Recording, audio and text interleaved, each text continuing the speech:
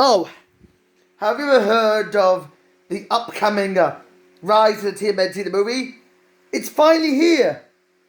I noticed that today is the day I get to see the first ever, well, probably second Nickelodeon movie to be based on TMNT. The first since 2019's Batman vs. TMNT. As I've heard this rumor, we'll find out in this brand new movie that I'm talking about that I've waited too long for me to do this. It's time I review Rise of the TMNT, the movie. Wow, this is better than Buzz Lightyear and a stupid Lightyear freaking movie about, go walk, go back. We're not going to put a movie unless we believe in it.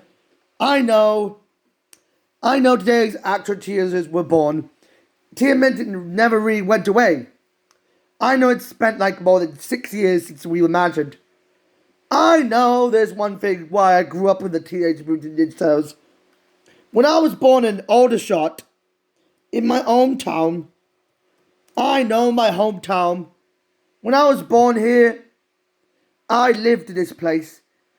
I never seemed to like The Simpsons at one point. When I lived in 24 Elms Road, all we had to do was watch The Simpsons every day. I know we watch The Simpsons, but there's one thing that really ticks me off.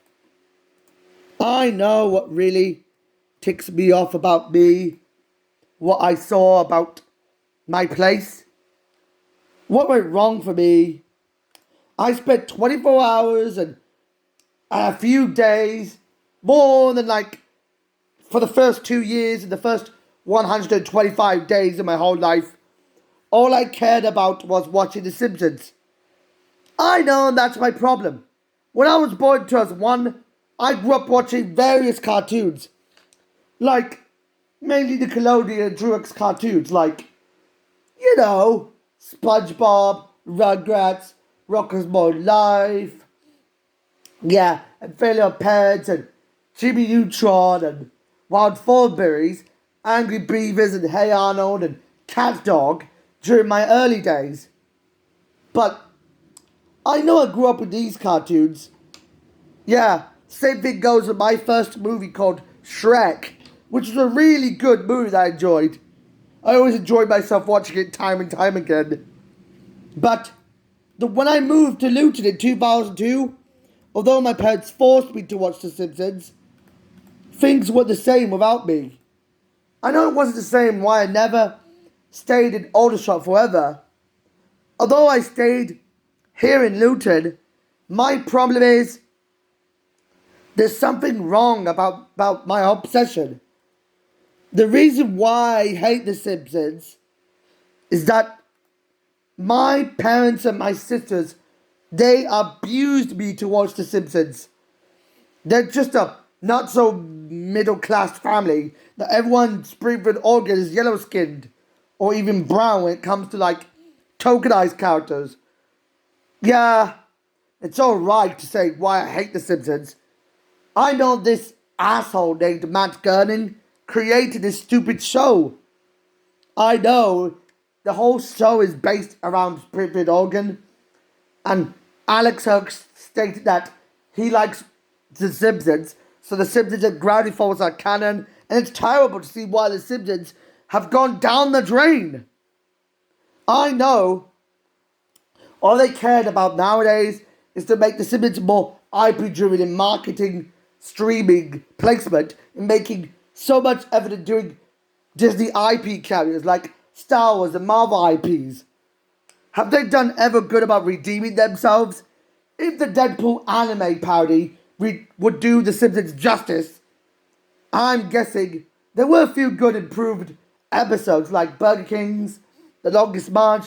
They were actually good episodes during its Disney Plus age. Yeah. And I noticed I loved Burger King.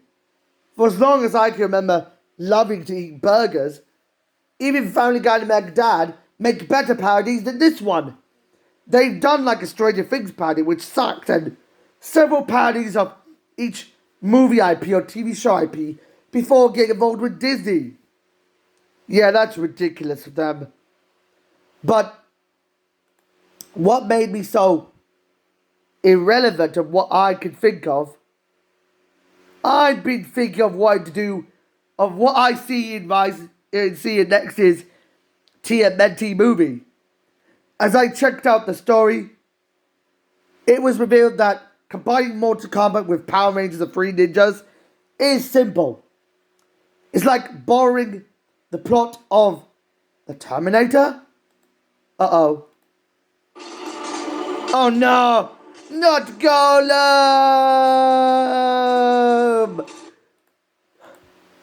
For some reason, the elderly versions of Leo and Mikey were killed by an alien race known as the Utroms, led by the evil Crown. In this downright apocalyptic wasteland, the Turtles are forced to team up with Casey Jones, and they realize there's no time for pizza than to rescue Raph from the evil Krell. As we know, there's a bunch of explosions and laser blasts on the battlefield in New York City. I know everyone's favorite bastard, Bernard Krell, has returned to haunt us all. But what happened? He just got defeated. For some reason, why he's been defeated is that he roboticized Raph into becoming Darth Raphael. Yes, we all knew Raphael became the Shredder. Da da da da da da da da da da da da. For some reason, I have no idea what everyone is doing about the turtles. I know after everything they've been through, Raph realizes he took the powers of all of their powers were having been restored. And Krell, he just got left behind in the debris, falling towards his death.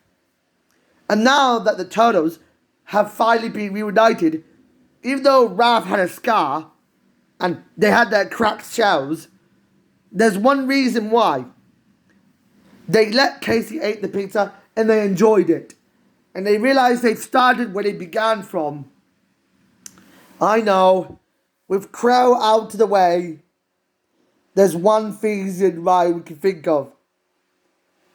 I know Crow may be no more, but it's all over from now on. Yeah, but I wonder what happened to the previous series. Well, I noticed that they decided to just toss the franchise and run. Once again, there's something crazy about the previous series. Remember the previous series from Nickelodeon, TMNT 2012? It was gonna end with the 3-episode Mutant Apocalypse arc, where it entails the Turtles getting killed by a mutant bomb that explodes on impact. Although Raph and Johnny have survived the blast, they want to be together, spreading the next 50 years of separating Mikey and Leo. But they are founded and they are cured from their mutant-induced anxiety in what they have founded their final destination. Kieran Nelly states he's done because no one would come in and do it. He's done with it because he retired from Nickelodeon. It ended up being unnecessary because of the alternate What If Universe storyline. The Nickelodeon advertised it. But in the middle of the final season, the Wanted Bebop Rocksteady arc would take its place as the grand finale instead. And they moved on to create the next franchise in the new continuity at the time. However, what happened? Well, the creators, I know who created Rise of TMNT. I know who created them. Let me see who created these. It's revealed that Andy Siriano and Ant Ward, they both looked into the comic books of the European comic books industry from the 1960s, as well as Big Trouble in Little China, for inspiration, as well as putting some anime-esque imagery into it. In the vein of Kill la Kill, or even Dragon Ball Z, it was totally anime-esque into revisiting its 2D roots, for the first time since 2009. Although it's a spiritual successor to Ninja Tribunal, what happened?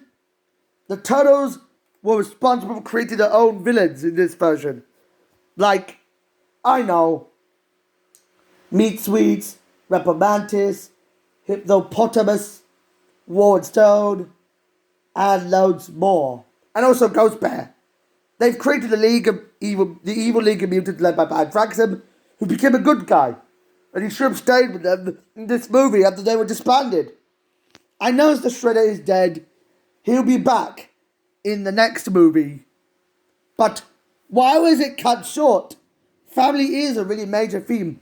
I'm scared their love of family would defeat both the Shredder and Crow together. They recognize that Baron Draxum is no longer with them, and Casey realizes that Cassandra is in a picture of herself fighting more aliens. But the third law is Nickelodeon renewed it for a second season, and then they cut it short for 13 episodes. But there's a large amount of what I saw in the unproduced episodes of TMNT. What happened to the upcoming Glitch Text crossover?